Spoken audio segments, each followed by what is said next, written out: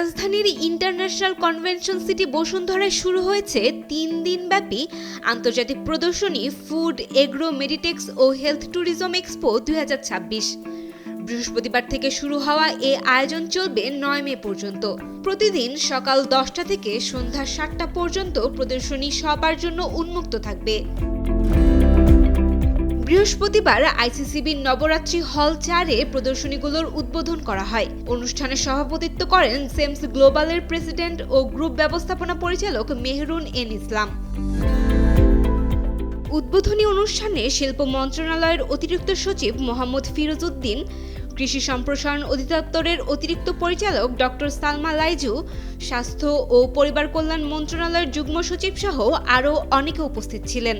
আয়োজকরা জানান, food, agro, Meditex ও health tourism এক্সপোতে খাদ্য, কৃষি, প্যাকেজিং ও কৃষি যন্ত্রপাতি খাতের আধুনিক প্রযুক্তি ও সেবা তুলে ধরা হচ্ছে। এখানে যারা স্টেক হোল্ডার তারা ম্যাক্সিমামই কেবল বিজনেসের সাথে জড়িত, পাশাপাশি মিডিয়া যেগুলো টেলিভিশন চ্যানেল আছে ওনারা আছেন। আমরা যে প্রযুক্তি নিয়ে এখানে অংশগ্রহণ করছি, কেবল অপারেশনের শুরু থেকে শেষ পর্যন্ত যত ধরনের ডিভাইস, সফটওয়্যার, সলিউশন সব কিছুই আমরা দিচ্ছি।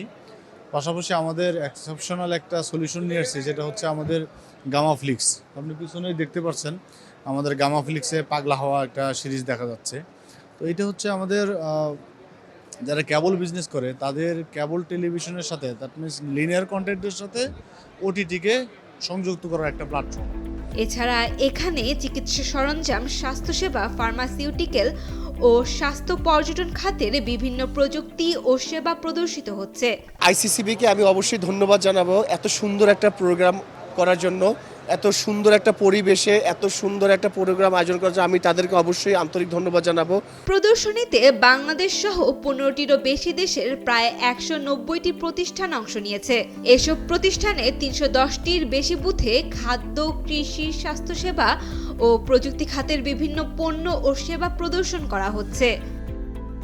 Sayema Akter, Daily Sun.